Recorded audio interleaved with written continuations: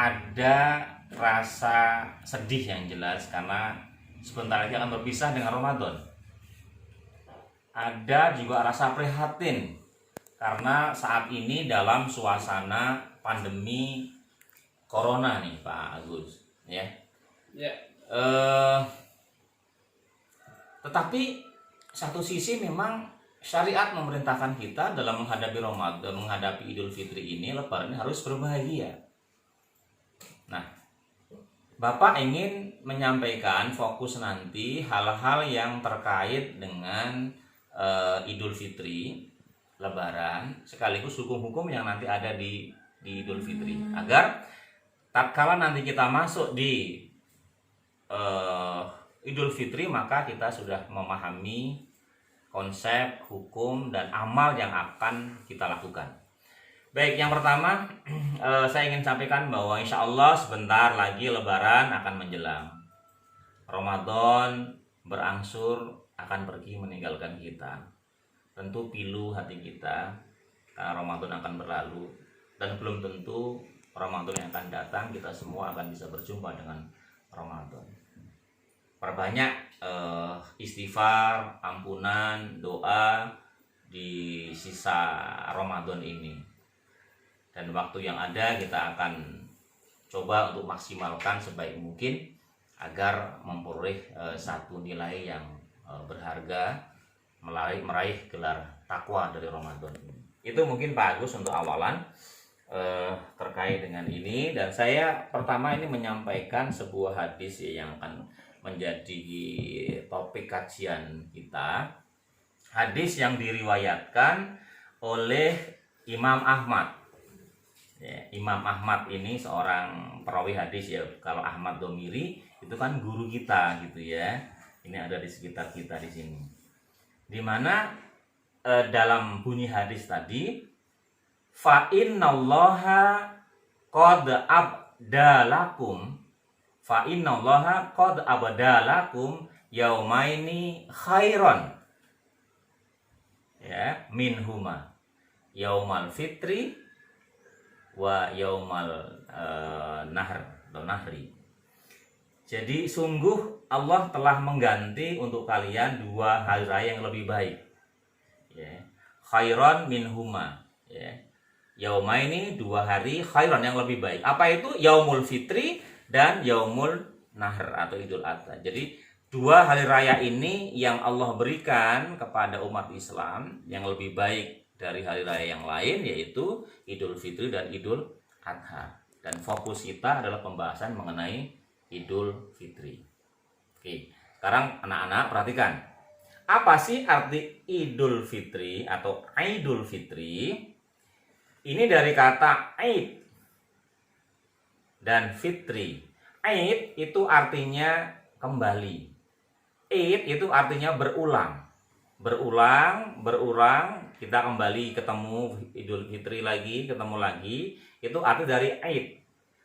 Kemudian Fitri itu bisa bermakna berbuka. Bisa juga bermakna suci, kembali kepada fitrah dalam artian. Jadi pengertian Idul Fitri, arti yang pertama adalah kembali berbuka. Setelah 1 bulan berpuasa, di siang hari menahan makan dan minum, kemudian di hari raya Lebaran kita berbuka kembali. Itu pengertian yang pertama, ya, Idul Fitri, kembali berbuka. Pengertian yang kedua adalah Idul Fitri kembali kepada kesucian, kembali kepada fitrah. Mengapa? Karena tatkala seorang muslim melaksanakan saum Ramadan setiap tahun dan Allah ampuni dosanya, tatkala mulai balik dia sudah berpuasa Ramadan, Allah terima ibadahnya, Allah ampuni dosanya, dia lakukan terus-menerus setiap tahun, maka Allah ampuni dosa-dosanya sebagaimana dia seperti lahir dari ibunya yang tanpa dosa. Kembali ke fitrah. Nah, ini harapan, keinginan kita agar kita bisa kembali fitrah seperti tadi karena Allah sudah ampuni dosa-dosa kita, ya. Ini pengertian dari Idul Fitri. Saya kira dipahami ya anak-anak ya. Jadi Aid artinya kembali, Fitri artinya berbuka, atau Fitri artinya kembali kepada fitrah, kembali kepada kesucian, di mana orang-orang diampuni, umat Islam diampuni dosa-dosanya oleh Allah Subhanahu wa taala. Oke. Sekarang Idul Fitri identik dengan kebahagiaan, dengan senang. Ya. Idul Fitri kalau anak-anak biasanya mereka mendapatkan baju baru. Mereka mendapatkan opor, makanan, banyak makanan dan sebagainya. Ya, itu memang membuat bahagia. Tetapi Bapak ingin menyampaikan sisi lain dari kebahagiaan di Idul Fitri. Setidaknya ada 3 kebahagiaan tatkala seorang muslim masuk dan berjumpa dengan Lebaran atau Idul Fitri. Nah, apa saja itu kebahagiaan? Yang pertama adalah bahagia telah sempurna menjumpai Ramadan. Ini yang pertama. Bahagia karena telah sempurna menjumpai Ramadan. Tidak sedikit yang orang tatkala sebelum Ramadan atau pas Ramadan Allah panggil, dia meninggal dunia. Ya. Kemudian Allah berikan Ramadan ini dengan berbagai macam kenikmatan. Allah ampuni dosa-dosa kita, bulan yang penuh berkah, penuh ampunan. Ya. Ini adalah satu hal yang membuat kebahagiaan seseorang, dan orang bahagia karena telah melewati itu, masuk ke dalam bulan Ramadan. Sekaligus ini adalah ajang bagi umat Islam untuk bagaimana dia mampu untuk menahan hawa nafsunya. Karena hakikat dari puasa itu kan menahan. Menahan dari makan dan minum, menahan dari hal-hal yang membatalkan puasa atau mengurangi pahala puasa. Ya. Sehingga jalan surga bagi seorang muslim itu akan lebih lapang. Ya, dikatakan dalam sebuah hadis Bukhari Muslim yang artinya jalan ke surga dilampangkan dengan mengendalikan hawa nafsu. Sedangkan jalan ke neraka dilapangkan dengan menuruti hawa nafsu. Jadi semuanya hawa nafsu. Surga dilapangkan tempatnya oleh kita semua umat manusia. Kenapa? Mampu menahan hawa nafsu, nafsu manusia, nafsu untuk makan, minum yang harusnya nggak boleh di bulan Ramadan ditahan, nafsu untuk membicarakan orang lain, nafsu untuk berbuat kejahatan ditahan di bulan Ramadan. Kalau dia mampu menahan ini, maka lapanglah dirinya untuk masuk ke dalam surganya Allah Subhanahu wa taala. Demikian sebaliknya, neraka juga akan lapang, neraka akan luas kalau seseorang tidak bisa menahan hawa nafsunya. Jadi Ramadan bagian dari upaya yang bisa kita lakukan untuk bagaimana memanage nafsu kita ini, ya, untuk dalam rangka taqarrub, dekat dengan Allah Subhanahu wa taala. Nah, ini jadi yang kebagian yang pertama tadi, kalau kita nanti sudah sampai selesai Ramadan, kita masuk Ramadan, kita bahagia. Kenapa? Kita sudah melampaui bulan Ramadan, kita sudah mendapatkan ampunan dari Allah Subhanahu wa taala, kita sudah selesai bagaimana memanage nafsu kita, maka kita berbahagia. Nah, ini yang bagian yang pertama. Ya. Yang kedua adalah bahagia karena peduli dengan sesama. Bahagia karena peduli dengan sesama. Pada bulan Ramadan menjelang Idul Fitri, semua umat Islam wajib menunaikan zakat fitrah, semuanya.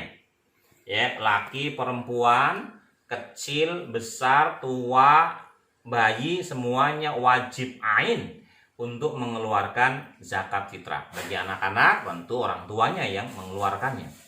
Jadi hukum dari zakat fitrah adalah fardu ain, wajib individu. dikeluarkan, ya.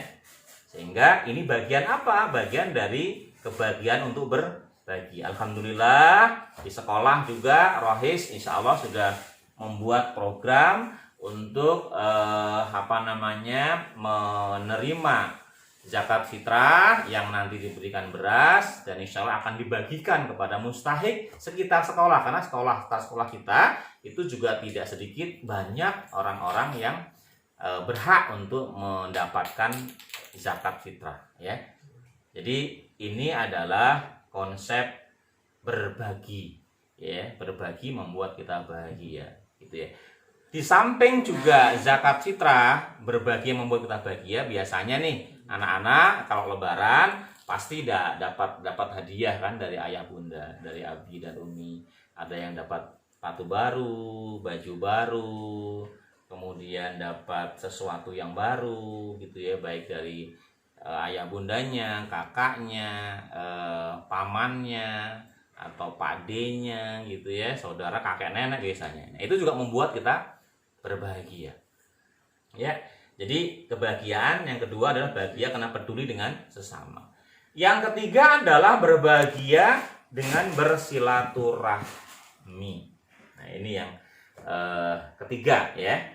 Jadi yang kedua tadi bahagia dengan peduli dengan sesama, yang ketiga bahagia dengan bersilaturahmi. Dalam sebuah hadis Rasul menyatakan, barang siapa yang ingin dijembarkan rezekinya, diluaskan rezekinya, dan dipanjangkan usianya, maka sambunglah persaudaraan, sambunglah silaturahmi. Jadi biasanya momen Ramadan, momen Lebaran digunakan untuk saling bersilaturahmi. Nah, hanya memang ini dalam kondisi corona, tolong dijaga ya, silaturahminya tetap jalan, tapi dijaga supaya menjaga dari hal-hal yang tidak kita inginkan. Kita ketemu dengan ayah bunda, kakek nenek, saudara di mana-mana, kita ketemu. Ini untuk menjalin silaturahmi dan semua berbahagia, berseri-seri, senang ya bertemu dengan saudaranya. Nah, ini adalah kebahagiaan yang ketiga, yaitu berbahagia karena silaturahmi. Insyaallah ya, dan saya berharap kita semuanya tetap dan terus menjalin silaturahmi ini ya. Ini baik, menjadi budaya yang baik untuk bagi kaum muslimin, bagi kita semuanya ya. Insyaallah bagi yang sering melakukan silaturahmi, rezekinya akan dimudahkan, akan dilapangkan, dan juga usianya pun juga akan ditambah ya. Walaupun juga kalau kita lihat penafsiran dari ulama bahwa arti dari usianya panjang itu adalah karena faktor keberkahan hidupnya, namanya akan terus dikenang walaupun dia sudah meninggal dunia ya. Ini 3 hal kebahagiaan tatkala seseorang masuk di bulan Syawal atau Lebaran. Nah, sekarang kita masuk nih kepada hukum-hukum yang terkait dengan Idul Fitri, dengan Lebaran. Ya, anak-anak sekalian, perhatikan ya, hukum-hukum seputar Idul Fitri. Perhatikan. Yang pertama adalah tatkala nanti sudah akhir Ramadan, malamnya malam 1 Syawal, maka kita masyarakat umat Islam mengumandangkan takbir sejak matahari terbenam sampai sepanjang malam, sampai ditunaikan sholat Id gitu ya. Allahu Akbar, Allahu Akbar, Allahu Akbar, la ilaha illallah, wallahu akbar, Allahu akbar, walillahil hamd. Ini kumandang takbir yang dikumandangkan oleh kita, oleh kaum muslimin di malam Idul Fitri. Yang kedua, nanti sebelum sholat Id mandi sebelum sholat Id ya, bersih. Kemudian yang ketiga, memakai pakaian yang bagus. Ingat, pakaian tidak harus baru. Pakaian tidak harus baru ya, tapi menggunakan pakaian yang bagus. Kemudian pakai wewangian, pakai parfum ya yang harum. Kemudian nanti tatkala mau sholat Id disunahkan itu sebelum berangkat untuk makan atau membatalkan puasa ya, sebagai tanda bahwa hari itu haram dan tidak lagi berpuasa. Ini fikih-fikih dari Idul Fitri. Berikutnya adalah tatkala nanti menuju ke tempat sholat itu bertakbir, ya, seperti yang tadi Bapak sampaikan, bertakbir dengan suara yang keras menuju ke tempat sholat. Nah, pertanyaannya, Pak, gimana ini sholat idnya? Ya, kita lihat ada tempat-tempat yang di situ dibolehkan untuk sholat id. Sholat id itu yang afdolnya adalah di lapangan. Ya, sholat id baik itu Idul Fitri maupun Idul Adha di lapangan. Ya, kecuali kalau hujan maka itu boleh di masjid. Tapi kalaupun di masjid pun juga tidak mengapa, tidak menyalahi gitu ya. Pak, sekarang kan tidak boleh ke masjid. Ya, sekarang kan kondisi seperti ini kalian bisa bersama orang tua untuk melaksanakan sholat idnya di rumah bersama keluarga gitu ya. Nah, sholat id itu jumlahnya 2 rakaat. Sholat id jumlahnya 2 rakaat. Apa hukum sholat id? Hukum sholat id itu adalah ada 3 pendapat nih, ya. Ada yang berpendapat sholat id itu sunnah muakkadah. Ini pendapat dari mazhab Imam Syafi'i dan Imam Maliki, dan banyak dipakai oleh umat Islam. Yang kedua adalah fardu kifayah. Hukum fardu kifayah ini sesuai dengan yang diistihadkan oleh Imam Hambali. Imam Hambali mengatakan bahwa fardu kifayah melaksanakan sholat Id. Kemudian yang ketiga fardu ain, setiap individu. Ini pendapat dari mazhab Hanafi, ya. Nah, Bapak sendiri lebih menguatkan pendapat Imam Syafi'i bahwa sholat id itu hukumnya sunnah muakkad, ya, dengan kekuatan dalil-dalilnya. Wallahu alam, ya. Baik, yang penting kita semua nanti melaksanakan sholat id 2 rakaat. Nah, bagaimana kalau sholat id bagi wanita? Tetap sama. Bagi wanita juga disunahkan untuk sholat id. Bagaimana jika berhalangan bagi wanita? Tetap bagi wanita yang berhalangan itu segera atau bersama-sama juga ke lapangan, ke tempat sholat. Datang menggunakan pakaian yang bagus. Hanya bagi yang berhalangan, yang sedang menstruasi, itu tidak sholat, hanya menyaksikan syiar, ya, meramaikan gitu ya, melihat dan sebagainya. Tidak melaksanakan sholat idnya, tapi mensyiarkannya. Itu bagian dari juga sunnah, ya. Nah, itu fikih tentang sholat id bagi wanita. Kemudian sekarang di Indonesia ini kan banyak pas sholat id musafir, bepergian. Bagi musafir memang tidak disyariatkan, ya, tidak mengapa jika tidak melaksanakan sholat, karena ini merupakan satu bentuk rukhsah bagi musafir. Kemudian yang berikutnya, tempat sholat id tadi sudah Bapak jelaskan. Tempat sholat id itu di lapangan, ya, tempat yang luas di situ, atau bisa juga itu di masjid kalau memang kondisinya tidak memungkinkan di lapangan. Sekarang bagaimana pelaksanaan apabila di rumah? Apabila di rumah maka yang menjadi imam, menjadi khatib bisa ayahnya atau bisa kakaknya, kakak laki-laki di situ ya.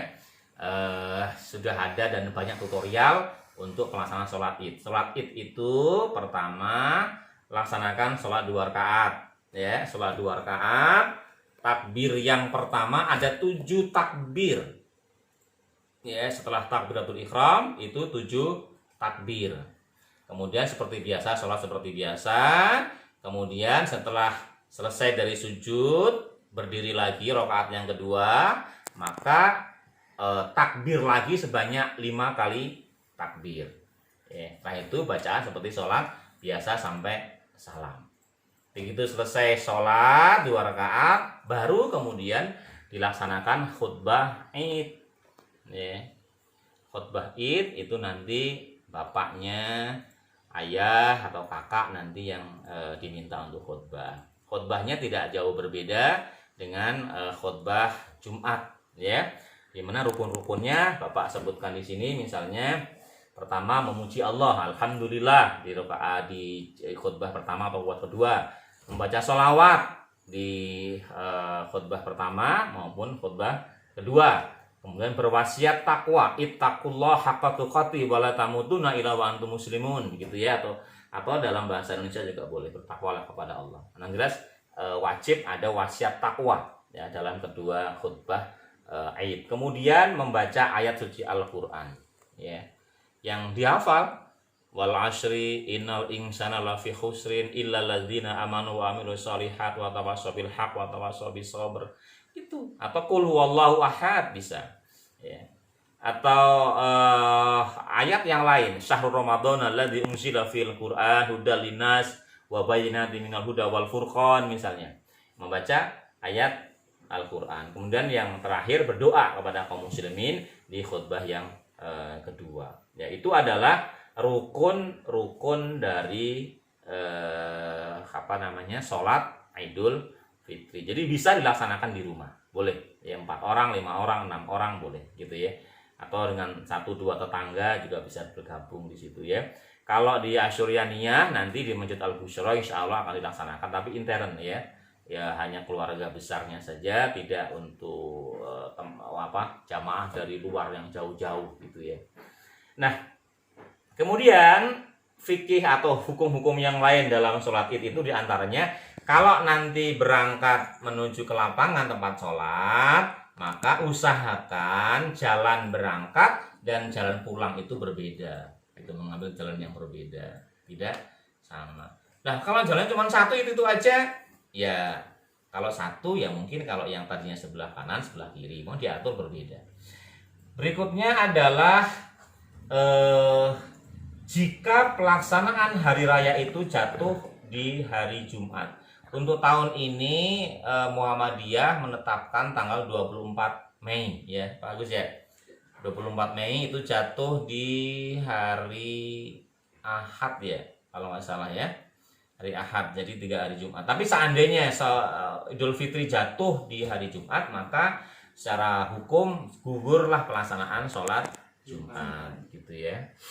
Nah, berikutnya adalah, nah ini yang bagian terakhir ya, dalam suasana Lebaran, dalam suasana Idul Fitri, kita saling mendoakan, kita saling bertemu, menyapa, kita salam, kita mendoakan ya.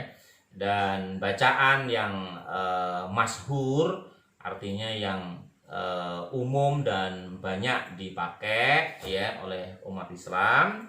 Kalau di Indonesia biasanya mohon maaf lahir batin, minal aidin wal faizin, itu ya, itu yang dipakai. Tapi di sini saya ingin mengajarkan bacaan yang lain yang itu juga umum dipakai. Apa itu? Taqabbalallahu minna wa minkum. Taqabbalallahu minna wa minkum ya.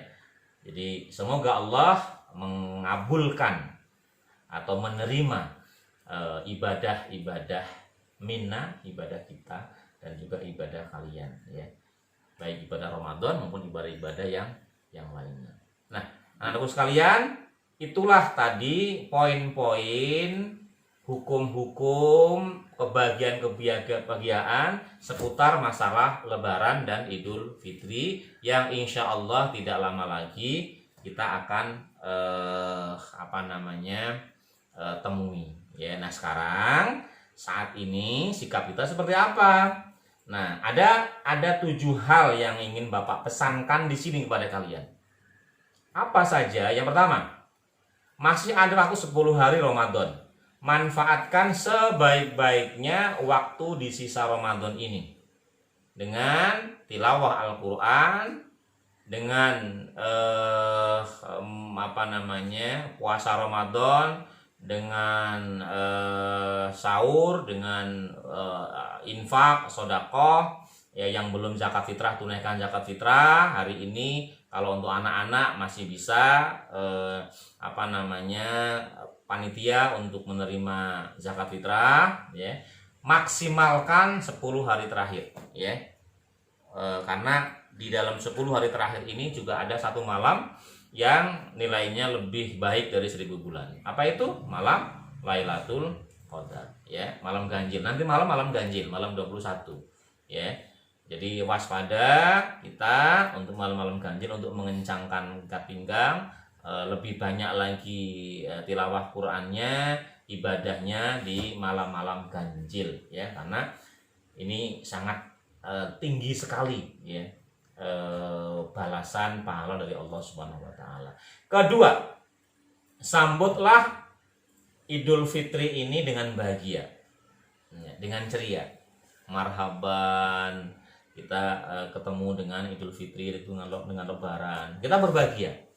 Yang ketiga, terus berdoa. Jangan lupa nih ya berdoa. Di samping doa, misalnya doa-doa malam, Allahumma innaka afu tuhibbul afwa fa'fu anna fa'fu anni gitu ya. Juga mohon kepada Allah supaya pandemi corona, pandemi COVID-19 ini segera berakhir, segera selesai habis Lebaran, segera selesai dan bisa masuk sekolah lagi, bisa lagi ayah bunda kerja dan aktivitas yang lainnya. Ya, terus berdoa, ya, karena kekuatan doa insya Allah akan memberikan satu dorongan yang kuat, ya, agar musibah ini, pandemi ini berakhir, ya. Berikutnya adalah baju baru tidak harus, ya. Jadi anak-anak kalau tahun-tahun sebelumnya beli baju baru, tahun ini tidak harus beli baju baru. Ya, kalaupun beli baju baru ya silahkan ya. Tapi sekali lagi Bapak sampaikan tidak harus membeli baju baru, tidak harus memakai baju baru. Ya, kalau baju-baju masih bagus pakai itu. Kemudian yang kelima, ya, mohon maaf kepada orang tua. Mohon maaf kepada ayah, bunda, kepada umi, kepada abi.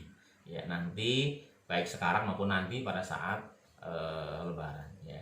Kalau kami di keluarga Bapak itu biasanya setelah habis sholat di lapangan, orang tua karena ayah sudah nggak ada, ibu biasanya kita suruh duduk di kursi, anak-anaknya kemudian sungkem ya, menyampaikan permohonan maaf, mendoakan orang tua gitu ya. Nah, itu momen yang sangat mengharukan deh kan gitu ya.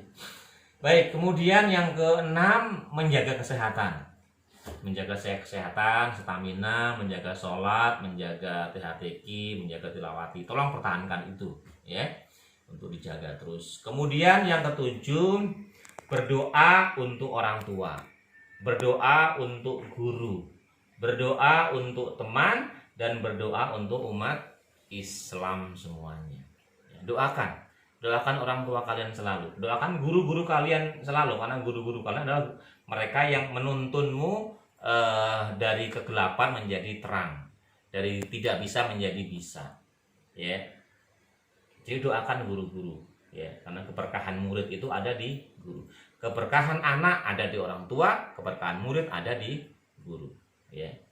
Hormati guru, doakan guru, ya insya Allah kita mendapat keberkahan itu. Kemudian doakan juga teman-teman kalian agar sehat dan sebagainya, dan juga umat Islam, seluruh umat Islam doakan, karena kita semua adalah satu, umat Islam ini adalah satu. Doakan seluruh umat Islam mendapat kebahagiaan dunia dan akhirat, ya. Baik Pak Agus, itu saja mungkin ya poin-poin yang terkait dengan Idul Fitri. Untuk program sekolah sendiri insya Allah kita mulai bebas dari kegiatan KBM, kegiatan pembelajaran jarak jauh per 15 Mei nanti, libur sampai tanggal 31 Mei. Dan tanggal 1 Mei nanti kita juga bersiap-siap untuk menghadapi penilaian akhir tahun atau PAT. Selanjutnya juga setelah PAT istirahat sebentar. Kemudian pelaksanaan pembagian rapot tanggal 19 Juni, pembagian rapotnya. Ya, mudah-mudahan dilancarkan semuanya, disehatkan semuanya, dimudahkan juga semuanya. Sampai ketemu lagi nanti dalam suasana yang lebih baik, yang kita tidak terlalu khawatir dengan adanya virus corona. Ya, amin ya robbal alamin. Baik, itu saja mungkin Pak Agus. Terima kasih dari Bapak mungkin begitu. Terima kasih. Akhirul kalam. Billahi taufik wal hidayah. wal afu minkum. Wassalamualaikum warahmatullahi wabarakatuh. Waalaikumsalam warahmatullahi wabarakatuh. Terima kasih kepada